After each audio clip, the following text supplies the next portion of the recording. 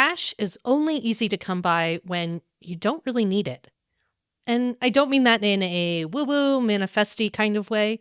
I mean that in a very real way, that the easiest time to get cash for your business is when you don't need it. When things are going well, banks are happy to finance loans and lines of credit. When you're profitable and growing quickly, it's pretty easy to find investors. But things aren't always like that. If you're in business long enough, you'll notice that there are seasons to this. Some years, the sales come easy, and sometimes they're not so great. For a lot of consultants and agencies, this year has been a bit of a rougher season. Sales pipelines are quieter than normal, deals are taking longer to close, and the money isn't flowing quite as readily as it has in the last few years. Those layoffs in the tech industry are rolling downhill for a lot of folks. As a CFO, most of my discussions so far this year have been about actively managing cash flow, how to extend cash runways, and where to cut costs. So if you're feeling a bit of this too, know that it's not just you. I'm your host, Susan Bowles, and this is Beyond Margins, the show where, for the next few episodes, we're going to geek out about accessing capital or funding for your business.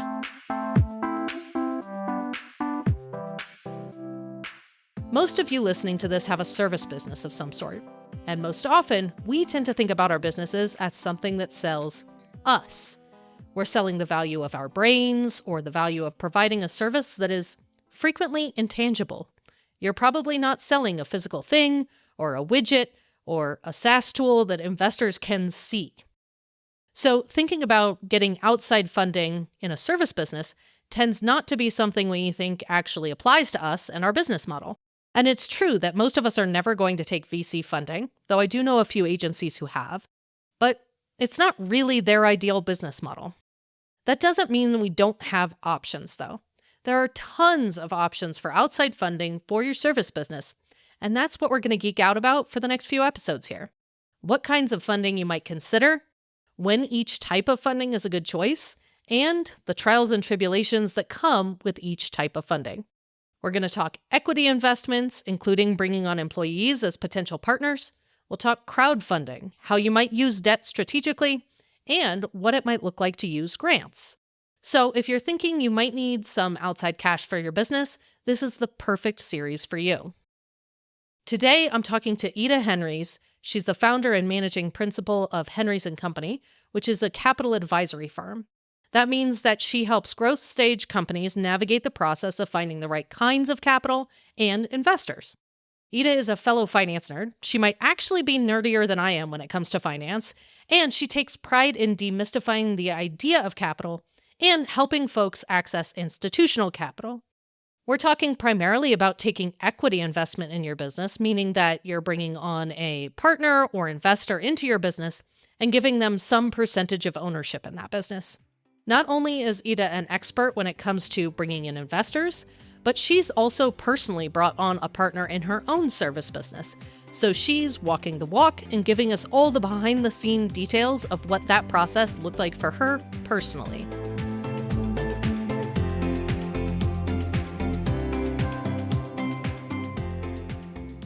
So let's talk, funding. That's why we're here.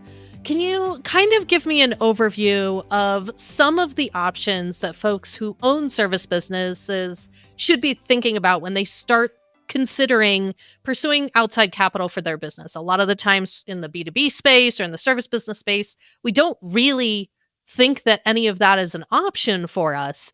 And so I'd love it if you could kind of give an overview of the options that you think we should be considering.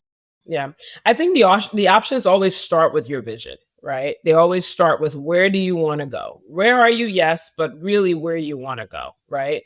What size company do you want to have? What do you want to do with this company ultimately? What your plans are for the next 2 years, 5 years, 10 years, right? Do you want to remain in the company? Do you not? So kind of your vision for the business itself and the scale of the business, as well as kind of your own, sort of personal path within the business drives everything. And that's usually where I will start. If your aspirations are, I've got a business today that's doing maybe a few $100,000 or a few $1 million, and my goal is to be, a much larger enterprise, right? The path that you're going to take is going to be a bit different than the path perhaps for somebody who's running a great business and it's in a great spot. They don't have a ton of need or desire to be a large enterprise. That's going to be different. So I think the first thing I always say is really you want to look at where you're headed and what you really want to do, right? Now, if I were to go into the examples, right? So if you are a business that's looking to scale, like, get to be larger, let's say you want to be greater than 5, 10, 15, 20, 30, $100 million of revenue, right? Then the question then comes to, at what pace, right? So if this is something that's going to happen within the next, let's say 5 years, right? Minimum 5 to 7 years, then you probably need outside capital to do that just because the pace of growth usually will be much faster, right, than the capacity of the business to internally generate revenue, right? I always tell people the first form of financing is revenue. So and so that's really where it starts, right? But if you're growing and you need to hire people, you need to invest in marketing, you need those things, right? Whether they're on people cost or infrastructure or security. My business is a financial services business, right? We are regulated by the SEC. We have a nice thick rule book of all the things we got to have to keep, everybody safe in the system, right? That requires investment, right? And so for some of it, you really have to look at, the pace of growth that you're pursuing. And if it's going to be aggressive, then you're going to need outside capital. Now, the question there is going to be what form of outside capital, right? And what determines whether it's going to be, let's say, equity capital or debt-like capital.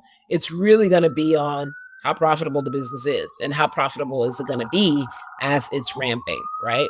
You usually will need equity capital if your business is ramping, and I'm in New York City, so I've got a little background noise, but if your business is ramping at a pace where you're going to have some losses in the beginning, right?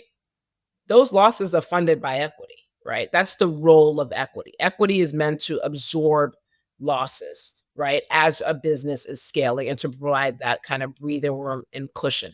So for businesses that are smaller, you really need to look at, okay, how long am I going to need equity, right? Like how long am I going to have these losses and how much will they be? So the math is relatively simple, right? I'm going to look at year 1, year 2. I usually will say up to year 5 of your plans and just see what is the profit and loss, right? And what are going to be the investments that don't show up on my profit and loss? So for all the finance nerds, the investments that are going to be required. So what's going to be the profit and loss? That's the operating expenses that you'll need to cover. And then if you have to invest in things like, maybe equipment or, in our case, we had to invest in security and we had to invest in a big old website and stuff like that, right? So those investments will determine basically the size of the amount of capital that you will need. So the first thing is to kind of determine how much you're going to have in losses. And then beyond that, if the business is going to be profitable, because an equity holder is really just looking to see, okay, at what point is this thing not losing money and I start getting my money back, right?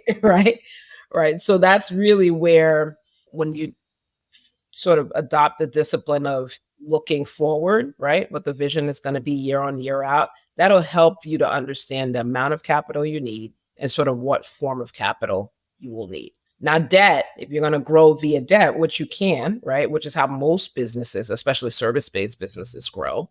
It's about profitability, right? So then usually with debt, you're going to grow a little slower, right? Because the business has to be profitable and service the debt each year, right? The SBA or a bank or a non-bank lender, they're going to at most give you like 6 months, right? And then they want to start seeing those payments, right? And so you got to have to lay out, month by month, kind of what is this thing going to look like? And will I be in a position to be able to pursue debt capital? But I would say broadly speaking, the options are, equity on one side where you're taking on a partner, you're taking on, patient-ish type capital, right, while you ramp up. And then debt is really when you are looking at a business that is either already profitable or has the ability to quickly become profitable so that it can actually service the debt. And then there's everything in between, right? This is finance. So you can have mezzanine, which kind of looks like equity, kind of looks like debt. So there's all these creative structures in between, but just, to sort of simplify it, you're really looking at what form of capital is appropriate for the profile of my business as it's growing. And as you are thinking about or evaluating options, either for yourself or for clients, how do you think about the decision between choosing to pursue equity investment or choosing debt? Is it just a matter of access, or is there some kind of cost benefit that you generally think about? It's a whole bunch of stuff, right? Great question, right? One, there's sort of access, right? What's available, right? The last few years, at sort of the end of the big venture capital cycle, right, where everything was kind of getting venture capital typically was reserved for extremely high growth technology companies, right, where they're going to go from 10 customers to a billion customers, right, or have that sort of like hockey stick potential, right? So venture capital, that's really what it's suited for very high growth, kind of high risk, high reward type opportunities, right? And so with that, I think it created a bit of confusion in the marketplace around what sort of financing is available for small companies as they're starting out, right? And so typically for small companies, if you're technology or technology based venture capital, that's where you hear all the seed investors and angels and all of that. But all of that is all those sort of types of investors are part of, I would say a broader venture capital system, right? Beyond that, when you get to service-based businesses that are typically not hockey stick in terms of their growth profile, when you look and say, okay, what avails me to equity, it's going to likely be folks within your network who want to just support the business, right? It tends to be more friends and family where they're willing to, put a little money in the business, and hopefully you'll be able to realize, they'll be able to realize some sort of return or payment. But that form usually takes debt. So I would say, largely speaking, there's very limited equity, right? Institutional equity for very small service-based businesses. Now, when you get to be a little bit bigger, let's say you're above $5 million of revenue, right? Then you start climbing that ladder. At that point, you start attracting private equity effectively, right? There are private equity companies or investors now who are saying, okay, you've got this great marketing agency, or you've got this great, accounting service business that has repeat customers, it has contracts, right? This is something I can get behind, and maybe we can put some cash in it and grow it to a certain size and sell it, or, you buy it back from us, whatever have you, right? So in service-based businesses, usually if you're sub 5 million, it's pretty tough to get outside equity capital beyond, call it friends and family, just because the institutional capital that's available for service-based businesses starts at a certain size. They usually even like 10 million bucks of revenue and $2 million of EBITDA. So they start pretty high, right? And so access is really, in terms of size, determined, right? What will usually happen? A determinant, right? So even if you take friends or family money, or you take somebody who's like, I really love this business, I want to support, right? I want to put something in, let's see what it becomes. Then it's really, you have to determine now, do I want a partner in this business, right? Do I want somebody now that I effectively report to? Right? Because once you take somebody's dollar, you got their dollar, right? Like, so at that point, you're in cahoots, right? And so you have to share with them the reporting. They got to be sometimes on board with the decision making. Oftentimes, when they're much smaller, they may not be as, they kind of trust you and, hope things are going to go well. But you do open yourself up to having an actual partner in the business if you take equity, right, from somebody. And sometimes, I'm a believer, especially with service-based businesses, right? It's really another form of equity is, let's say you have team members, and this is oftentimes what happens in small service-based businesses, right? You have hires, you have employees, right? Who come into the business, who are doing really well, who can help you drive value in the business, help you, execute, gain clients, right? And sometimes that's the trade-off, right? It's like, okay, I can either pay you, market or above, or you can have a piece of the pie, right? And so that's oftentimes a way that you will see investment happen in a smaller or in a service-based business of a certain size, right? You find that the employees, right? And that I think obviously creates incredible alignment, right? So I've got my first hire in my business. He's an amazing, he's a shareholder, right? And I think it's great because we're very much we're very aligned in terms of how things are going and what our priorities are. And so that's something also as you think about how to get investment and get folks into the business. That's another option that's also available, right? People who are going to roll up their sleeves and be involved, even if it's not day to day, perhaps they may be involved in another way that creates real value. Yeah, I'd love to kind of hear more about how you navigated that process, transitioning an employee to shareholder or employee to kind of partner. How did that process work inside your own business? When we first started, I mean, I knew him through, he had worked for my cousin at a really large financial institution for many years. My cousin basically trained him fresh out of college, right? And he was really good, strong, like we complement each other really well. Our skills are different, but we're very values aligned. So it all started one with this is somebody I would want as a partner, right? Mhm. And I think that is number one, right? It can't be because they want it.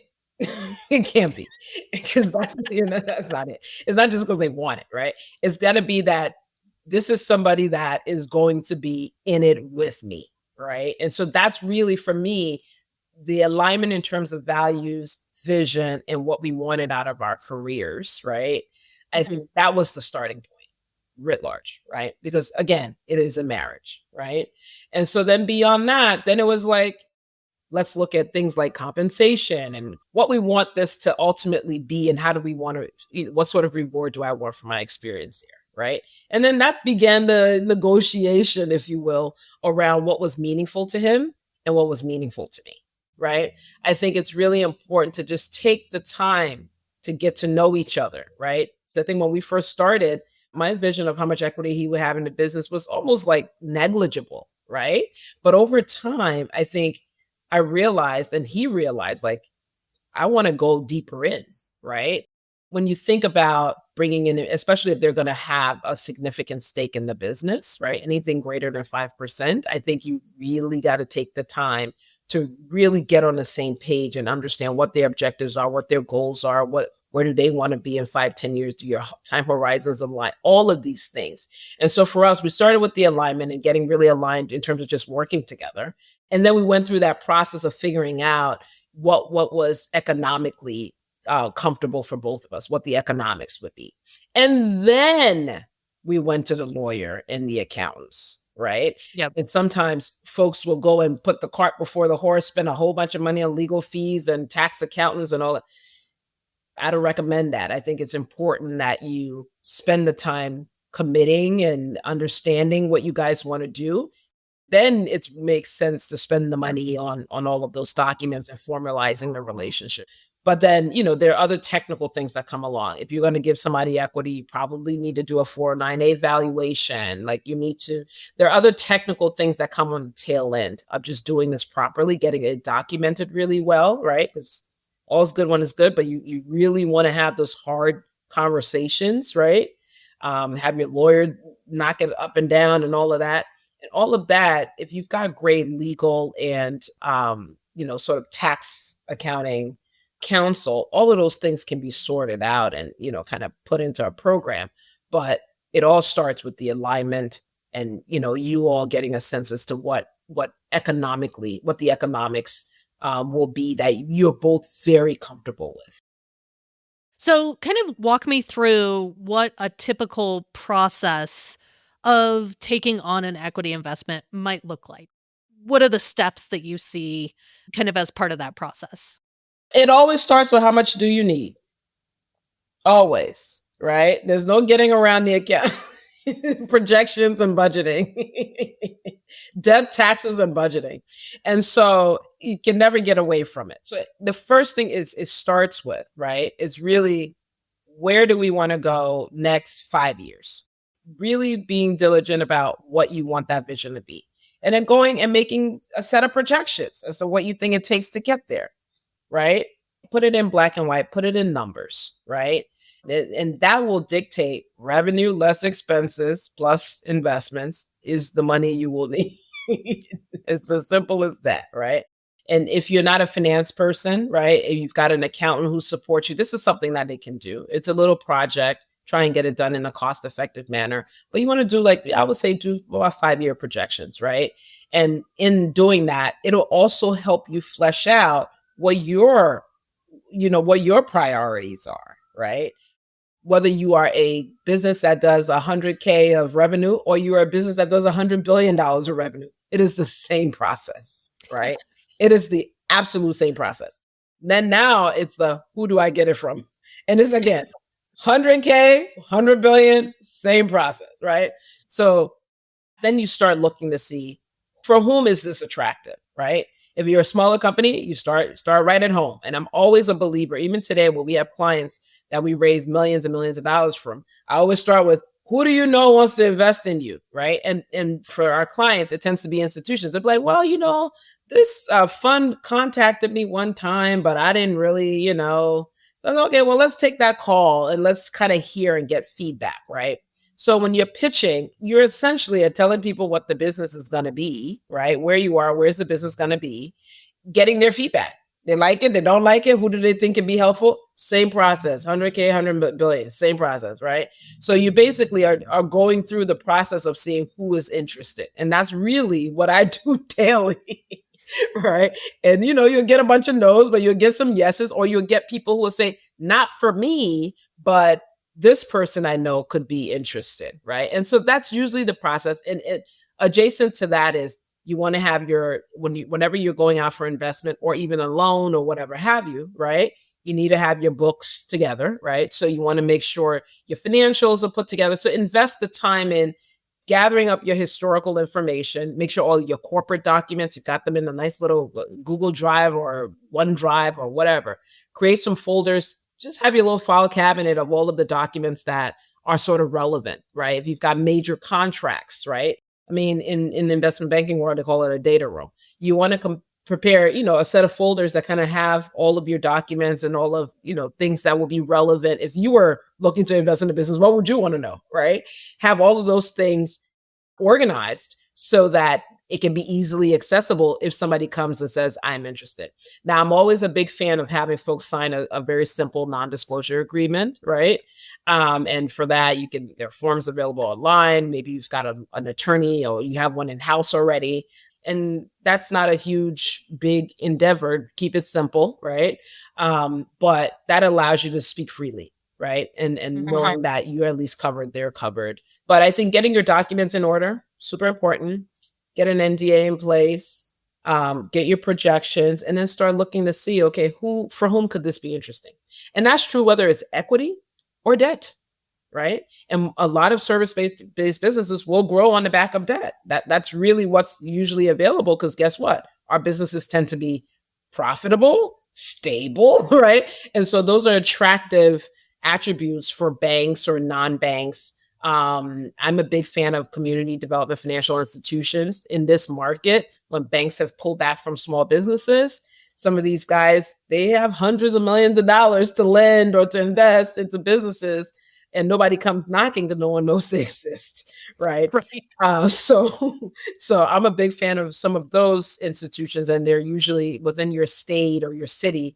Guaranteed. If you Google CDFI in Detroit or Washington or Portland, you'll find, right, their mandate is to work with small companies, and they tend to have a ton of relationships, right, for companies of a certain size. And so it's the same process, whether it's equity or debt. Get your documents together, get your projections together, and then you start knocking on doors to see, for whom is this interesting. So, in terms of kind of timeline, as people are thinking about this process, most of this isn't on demand. The ironic part with, debt and that sort of thing is people are happy to give you money when you don't need it. When you actually need it, it gets really hard, particularly if there's a short timeline. So, what's the expected timeline, or if you were setting expectations for folks heading down this path, what should they expect in terms of a timeline? If you're raising equity in this environment, even under the best circumstances, you're looking at 6 to 12 months, right? Gone are the days of somebody, I mean, unless you got AI on the back of your business name, right? Whatever AI, right? Knitting AI, right? So unless you've got AI on the back of your business, people are not, especially if you're looking for equity on the equity side, it tends to be much more, people are a lot more reserved. Investors are a lot more reserved. Folks are largely risk off, right? They're willing to be aggressive for very attractive opportunities, right? So I always tell folks, if you're raising money, give yourself 6 to 12 months, because that gives you also the time to find who you want, right? And even in an environment like we were in at the end of the last cycle, right, where money was free, right? 0% interest rates and all of that happening. And there was like this rush to get things done, right? Some of our clients today, they raise tens of millions of dollars, but probably from people they should not have raised that money from, right? Because when the going got tough, it got really tough, right? When the market fell out, then now they're in this position where they're in this bad marriage. It also takes time to really find who's going to do it. It takes time to find who do you want to do it, right? And then build those relationships. And again, alignment, right? Because if you're taking equity into the business, alignment is fundamental, because it is a marriage. You have their dollar, right? For sure, yeah. Give yourself to 6 to 12 months. You can go online and we'll fund you in 3 days or 2 days and charge you 900%, right? So the merchant cash advance business it was built on this need for speed, right? It was either you go get an SBA loan that takes 6 months or 10 months, right?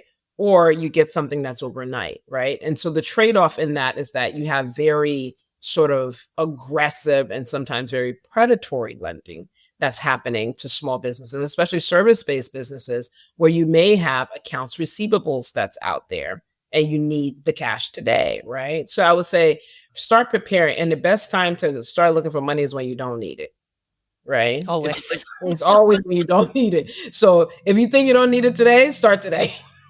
Yeah. Because anybody you take money from, you really want to get to know a little bit, right? And that's true for institutions. They're institutions that you need to understand how they behave, right? You need to understand who has power in those institutions, who makes the decisions, how their committees work, right?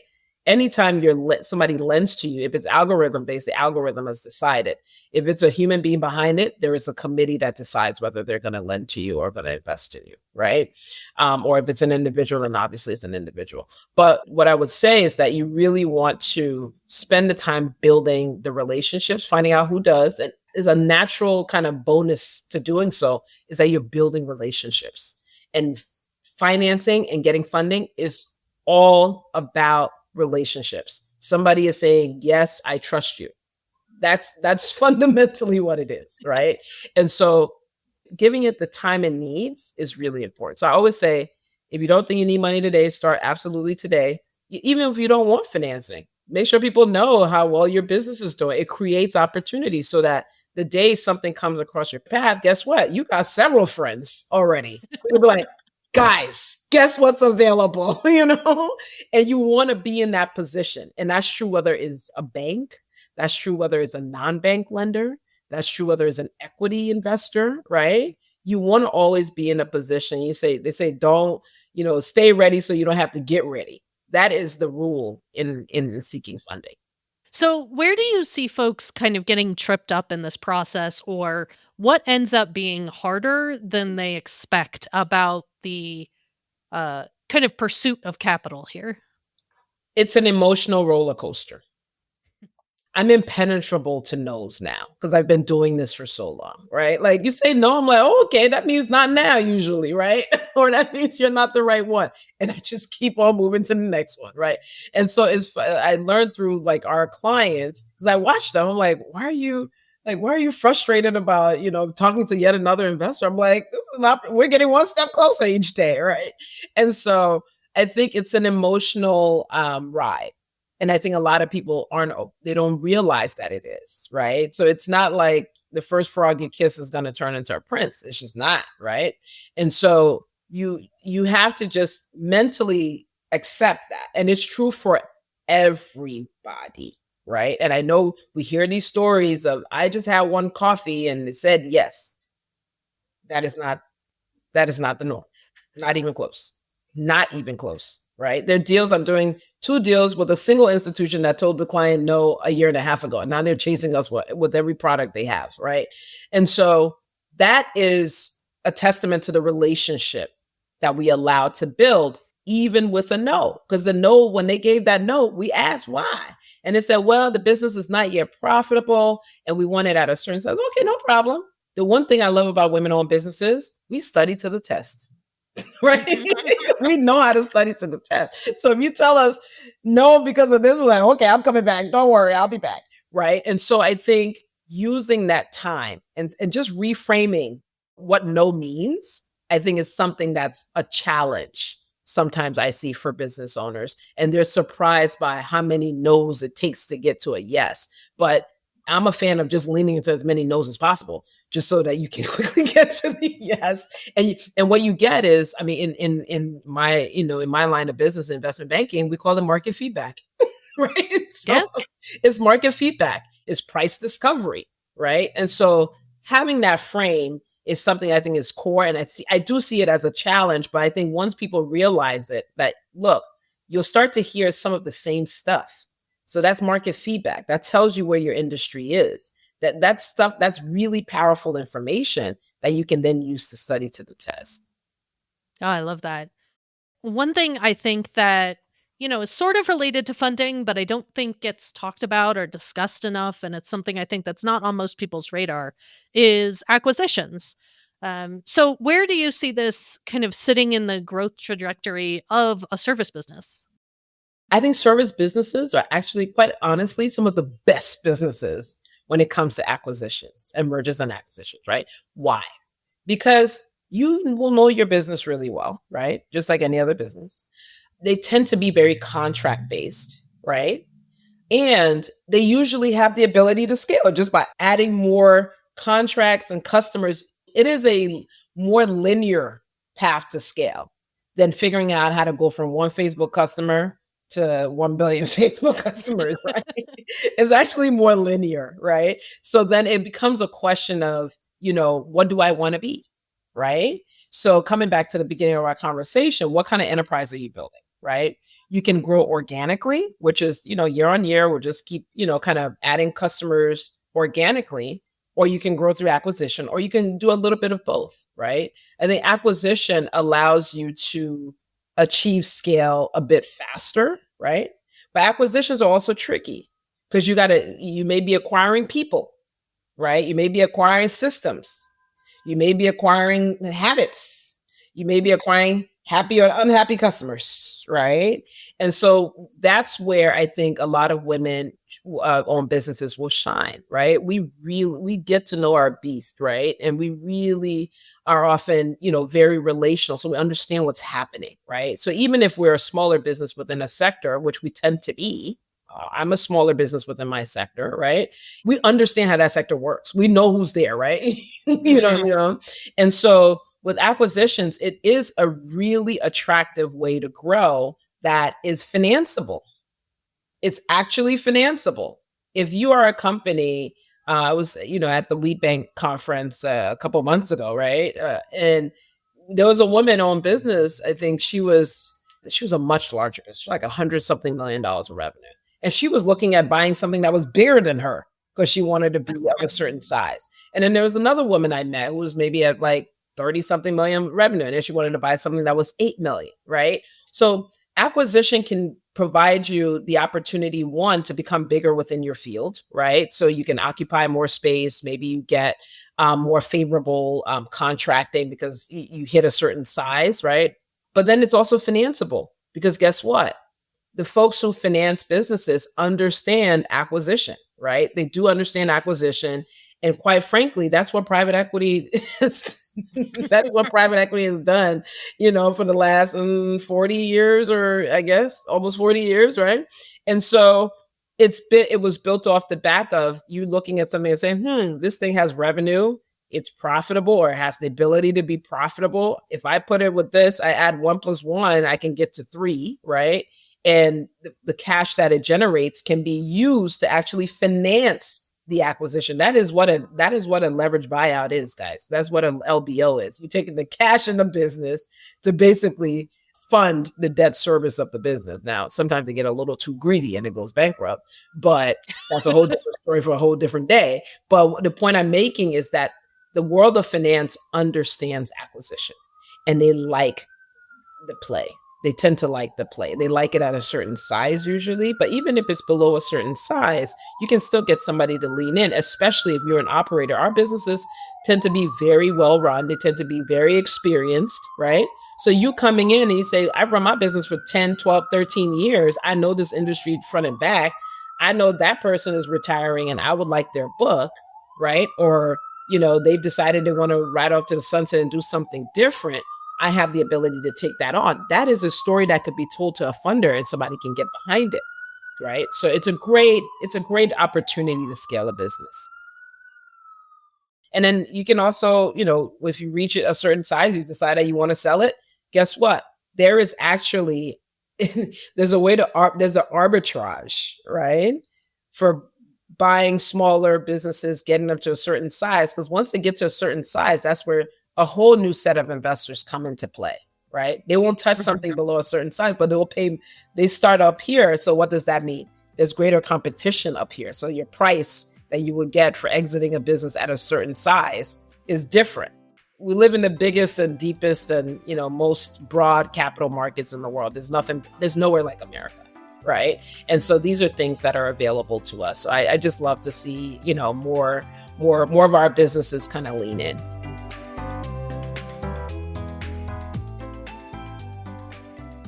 Bringing on any kind of investor in your business can be kind of scary. You're giving up part of this thing that you probably built from the ground up. And when you're taking on a partner or an investor, you're actually getting business married. It's really that same level of commitment and business arrangement as actually deciding to spend your life with someone. So it's important to consider whether or not that's the direction you really want to take your business. It can be the right choice for some businesses, but it's not for everyone. It's just an option to keep in mind as you're thinking about the path you see for the future. And when folks are thinking about outside capital for their business, bringing on investors or partners is absolutely one way to go. But it's not the only way. In the next episode, I'm going to talk to Lena West about crowdfunding as an alternative option. So if you think you might want to have some sort of investment in your company, but you're not really sure that giving up equity is something you're interested in, crowdfunding can be a great way to go. Lena and I geek out about why you might want to consider crowdfunding, what to think about if you're mulling this over as a potential funding path, and how to make sure you're really well prepared for a crowdfunding campaign if that's the direction you decide to head in. So make sure you're subscribed so you don't miss any of the other episodes in this series. And if you know other business owners who might be considering some outside funding for their business, I always appreciate it if you share this episode with them because it really helps me grow the show and get the information to people who need it.